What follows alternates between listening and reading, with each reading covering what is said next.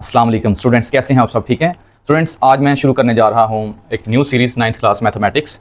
इसका ओवरव्यू है, आज इसका रोड मैप है। ठीक है, इसके अंदर मैं आज आपको बताने लगा हूं कि हम किस तरह से पूरा साल जो है वो इस बुक को लेके चलेंगे। चैप्टर्स को किस तरह से हमने लिंक करना है, कैसे एक चैप्टर दूसरे से लिंक करता है, ताकि आपको बेसिक आइडिया हो कि जो मैथ है उसमें कौन कौन से चैप्टर किस तरह से लिंक करके आगे जो अगली क्लासेस हैं उसमें किस तरह से हमने वो सीखने हैं। अभी जो उनकी फंडामेंटल्स हैं वो हम यहाँ सीख लेंगे ताकि हमें कल को कोई भी मसले मसाइल ना आए। ठीक है स्टूडेंट्स, तो सबसे पहले मैंने बोर्ड के ऊपर एक फ्लो चार्ट बना दिया आपके लिए। ठीक है, आप देख सकते हैं हमारे पास जो 9th के चैप्टर्स हैं वो टोटल चैप्टर हैं 13। तो इनमें हर चैप्टर का दूसरे चैप्टर के साथ एक प्रॉपर लिंक है। ठीक है, और ये जो मैंने लिंक बनाया है ये मैं आपको एक्सप्लेन करता हूँ। इसमें यूनिट नंबर 1 है रियल नंबर्स। रियल नंबर जो हैं ये पूरा जो मैथ है हमारा, ठीक है, उसके अंदर ये उसकी कोर फाउंडेशन है, उसकी बेसिक चीज़ें हैं इसके अंदर। ठीक है, नंबर्स के बारे में बात की हुई है, हमने वो सीखना है नंबर्स किस तरह के होते हैं, किस टाइप के होते हैं। ठीक है, छोटी क्लास में भी हमने पढ़ा है, 8 क्लास में ही 7 के अंदर लिखा हुआ है। ठीक है, 8 क्लास के अंदर, 7 के अंदर, 6 के अंदर, छोटी क्लासेस में नंबर से हम बात करते आ रहे हैं। तो रियल नंबर्स के बारे में हमने पढ़ा है, हमें पता है कि कुछ नेचुरल नंबर्स होते हैं। ठीक है, नेचुरल नंबर्स ऐसे नंबर्स होते हैं जो 1 से स्टार्ट होते हैं और n से उनके सेट को हम रिप्रेजेंट करते हैं। ठीक है, 1 2 3 4 5 6 एंड सो ऑन, इस तरह से। फिर उसके बाद होल नंबर्स आ जाते हैं। हम नेचुरल नंबर्स के अंदर जब 0 को हम ऐड कर लेते हैं तो वो होल नंबर्स का एक सेट बन जाता है। ठीक है, उसके बाद इंटीजर्स का सेट बन जाता है। अगर हम प्लस वाले नंबर और माइनस वाले नंबर भी साथ ऐड कर दें तो वो हमारे पास इंटीजर्स बन जाते हैं। ठीक है, इंटीजर्स के बाद फिर हमें डेसिमल वाले नंबर्स भी मिल जाते हैं। ठीक है, जो ओवर की फॉर्म में, a ओवर b की फॉर्म में या p ओवर q की फॉर्म में होते हैं। ठीक है, और q is not equal to 0, ये वाले इस तरह के नंबर मिल जाएं जिनको हम फ्रैक्शन में लिख सकते हों, या फिर वो क्या हो, टर्मिनेटिंग हो, या फिर वो रिकरिंग हो। ठीक है ना, इस तरह की चीज़ें हमने 8 क्लास में भी की हैं, फर्स्ट चैप्टर के अंदर हैं। ठीक है, तो उसके बाद फिर हम कुछ ऐसे नंबर्स भी होते हैं जो रैशनल नंबर्स नहीं होते, उनको हम इररेशनल नंबर्स कहते हैं। इर का मतलब नहीं रैशनल, जो रैशनल नहीं है उनको कहते हैं इररेशनल नंबर्स। ठीक है जी, तो रैशनल नंबर और इररेशनल नंबर्स जब इन दोनों का हम यूनियन लेते हैं, ठीक है, जब इन दोनों का हम यूनियन लेते हैं तो ये हमें एक सेट देते हैं जिसको हम कहते हैं रियल नंबर सिस्टम। ठीक है, तो ये हमारा जो रियल नंबर सिस्टम है ये बेसिकली मैथ की बुनियाद है। ठीक है, 9th क्लास के बाद आपने जाना है कि 10th में, वहाँ पे आपको मिलेंगे कॉम्प्लेक्स नंबर्स, वो इससे भी एक स्टेप ऊपर हैं। ठीक है, तो फिर कॉम्प्लेक्स नंबर्स जो हैं वो किसका कॉम्बिनेशन है, वो रियल का और इमेजिनरी का। ठीक है, तो ये इंशाल्लाह आपको मैं 10th के अंदर पढ़ाऊंगा। जब आप 10th में पहुंचेंगे तो फिर 10th में इन चीज़ों के बारे में हम बात करेंगे डिटेल के साथ। ठीक है स्टूडेंट्स, तो सबसे पहला जो हमारा यूनिट है वो है रियल नंबर्स का। ठीक है, ये कोर फाउंडेशन है, रियल नंबर्स कोर फाउंडेशन है। ठीक है, कोर फाउंडेशन है, इसमें हमने नंबर्स के बारे में चीज़ें आपको बता दें। उसके बाद मैंने चैप्टर नंबर 8 है लॉजिक वाला, ये भी इसकी कोर फाउंडेशन है। ठीक है, इसमें हम नंबर्स को क्या कहते हैं, उनके कॉम्बिनेशंस को हम गलत साबित करते हैं या दुरुस्त साबित करते हैं, या फिर उसमें हम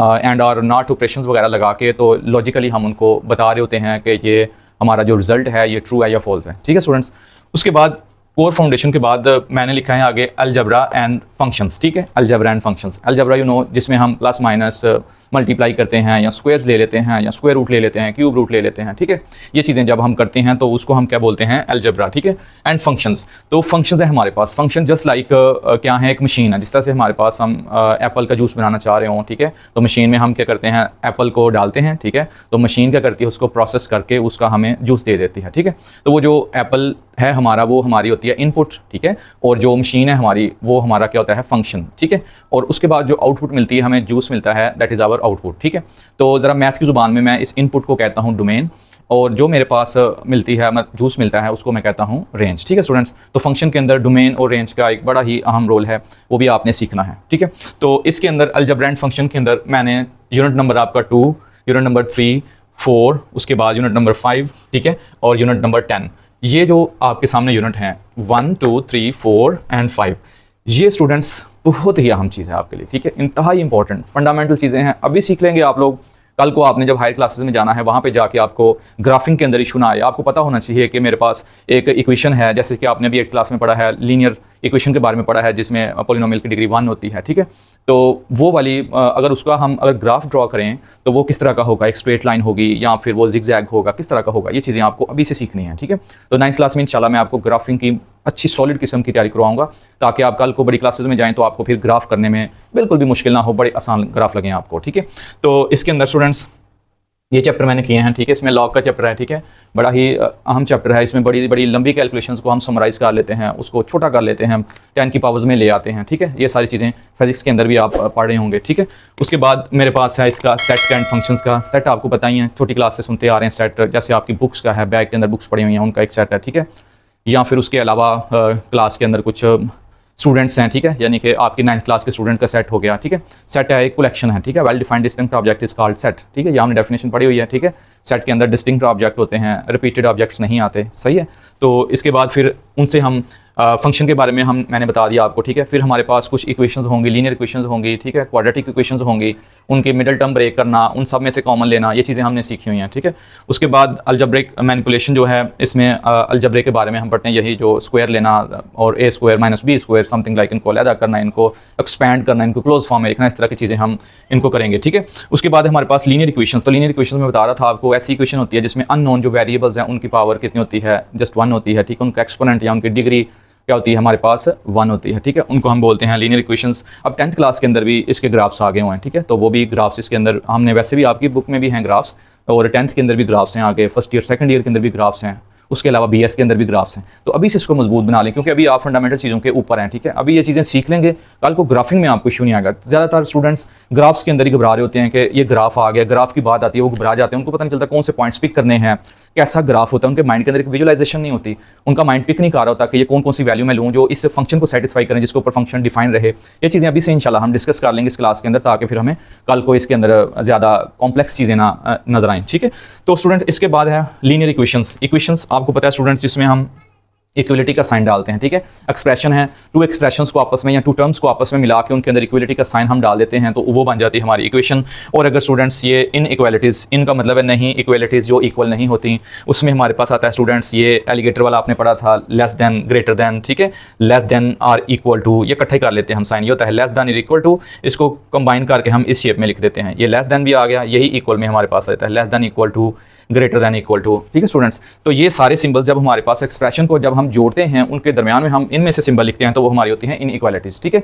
इन इक्वालिटीज़ के भी हमने देखने ग्राफिंग वगैरह। उसके बाद ग्राफ्स ऑफ फंक्शंस, तो ग्राफ्स स्टार्ट हो गए, ठीक है। ग्राफ्स के अंदर कौन कौन सी चीज़ें हैं, लीनियर का इक्वेशंस का ग्राफ जो होता है वो एक स्ट्रेट लाइन होती है, जस्ट एक स्ट्रेट लाइन होती है, ठीक है। और जो हमारा क्वाड्रेटिक है उसमें हमारे पास एक ग्राफ आता है जिसका नाम पैराबोला है, ठीक है। अभी से याद रखें, उसका नाम है पैराबोला, ठीक है। तो वो यू शेप लाइक उसका स्ट्रक्चर होता है, ठीक है। वो अपवर्ड ओपन होता है, डाउनवर्ड ओपन होता है, लेफ्ट ओपन होता है, राइट ओपन होता है। ये सम कंडीशंस हैं, वो उन कंडीशंस के अकॉर्डिंग वो ओपन, उसकी जो ओपनिंग होती है पैराबोला की, क्वाड्रेटिक इक्वेशन का जो ग्राफ है उसको हम पैराबोला बोलते हैं, ठीक है स्टूडेंट्स, ये माइंड में रखिएगा। अच्छा जी, इसके बाद हमारे पास जो है हमने ये सेकंड वाला कर लिया, अलजेब्रा एंड फंक्शंस वाला, ठीक है। उसके बाद हमारे पास आता है नेक्स्ट, हमारे पास इसका थर्ड पोर्शन जो है, ठीक है, जो इसकी थर्ड ब्रांच है, थर्ड पोर्शन है, उसमें हमारे पास आती है कोऑर्डिनेट ज्योमेट्री आती है, ठीक है स्टूडेंट्स। इसमें हमारे पास ज्योमेट्री, कोऑर्डिनेट ज्योमेट्री के अंदर हम सबसे पहले ग्राफिंग की बेसिक सीखते हैं, ठीक है, फंडामेंटल सीखते हैं कि ग्राफ्स के फंडामेंटल्स क्या हैं। ग्राफ्स बेसिकली हमारे पास एक ग्रिड होता है, ठीक है, उसके ऊपर हम क्या करते हैं, इसको स्केच करते हैं ग्राफ को। उसके लिए हमें चाहिए होता है एक्स एक्सिस चाहिए होता है, एक वाई एक्सिस चाहिए होता है 2D शेप्स के लिए, ठीक है। तो उसमें हमारे पास एक्स एक्सिस और वाई एक्सिस जो है इस चैप्टर के अंदर हम सीखेंगे, ठीक है। ये भी सीखेंगे कि एक मतलब जो कार्टेशियन प्लेन है उसके अंदर कितने क्वाड्रेंट्स होते हैं, ग्राफ के अंदर कितने क्वाड्रेंट्स हैं, ठीक है। और उन क्वाड्रेंट्स में साइन कैसे पॉजिटिव होता है, और किस तरह से एक पॉइंट को लिखना है, पॉइंट को हम एक ऑर्डर्ड फॉर्म में लिखते हैं, ठीक है स्टूडेंट्स। एक ऑर्डर फॉर्म में लिखते हैं हम उसको, एक्स और वाई एक ऑर्डर्ड फॉर्म में हम एक पेयर की सूरत में लिखते हैं, ठीक है। एक ऑर्डर्ड पेयर होता है ये, इसमें एक्स की वैल्यू पहले और वाई की वैल्यू बाद में होती है। ये ऐसा कभी नहीं हो सकता कि ये वाई जो है वो एक्स की जगह और एक्स वाई की जगह हम लिख दें, ये ऑर्डर्ड पेयर इसीलिए इसको कहते हैं हम, ठीक है। यानी कि एक तरतीब होती है, एक्स की वैल्यू पहले और वाई की बाद में। तो इस क्वाड्रेंट के अंदर साइंस वगैरह होंगे, ठीक है। इन साइंस के बाद हम जो है वो कर रहे होंगे इसके अंदर ट्रिग्नोमेट्रिक फंक्शंस सीख रहे होंगे, sine theta, cos theta, tan theta, इनके रेसिप्रोकल्स वगैरह, इनका कॉम्बिनेशन, कुछ फार्मूला सीखेंगे हम, ठीक है। और उसके बाद हमने एंगल्स देखने हैं, ठीक है, एंगल कौन से हैं। फिर हमने एंगल्स के बाद जो है रेडियन मतलब उनको लेके आना है, ठीक है। रेडियन मेजर्स के अंदर हमने डिफाइन करना है क्वांटिटीज़ को, ठीक है। ये सारी चीज़ें होंगी। तो स्टूडेंट उसके बाद जब हम यहाँ से और भी चीज़ें हैं, यहाँ ऐसे भी है कि मतलब हमारे पास फॉर एग्जांपल 2 पॉइंट्स हैं, एक एक्स है और एक है वाई, इनके दरमियान में हमने डिस्टेंस फाइंड करना है, ठीक है।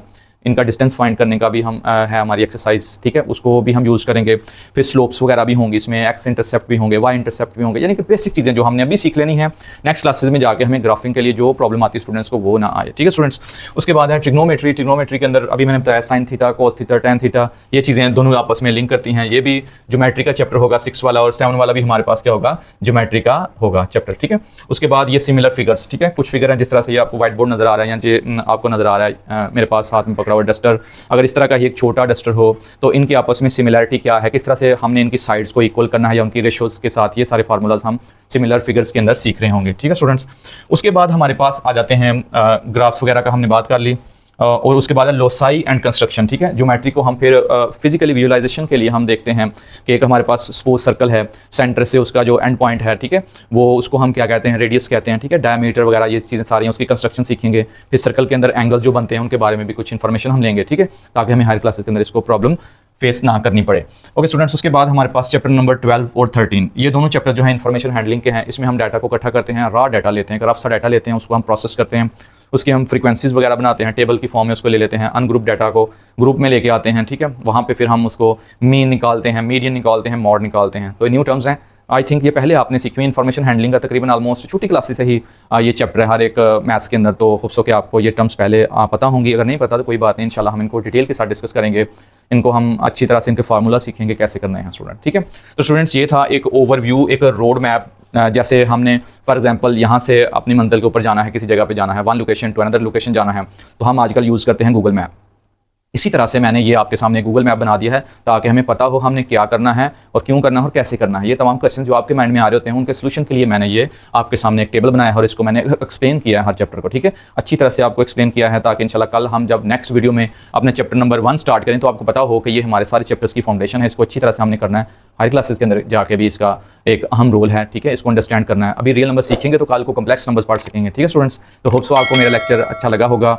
वीडियो को लाइक करें, अपने फ्रेंड्स के साथ शेयर करें, ज़्यादा से ज़्यादा शेयर करें ताकि तमाम स्टूडेंट्स जो हैं इससे मुस्तफ़ीद हो सकें। उसके बाद इंशाल्लाह कल हम मिलेंगे नेक्स्ट वीडियो के साथ। और चैनल पे न्यू आए हैं तो सब्सक्राइब करना ना भूलें और कॉपी और पेंसिल निकाल के अच्छी तरह से इसको नोट कर लें अपने पास या स्क्रीनशॉट ले लें। अब मिलेंगे इंशाल्लाह नेक्स्ट वीडियो में, तब तक के लिए अल्लाह हाफिज़।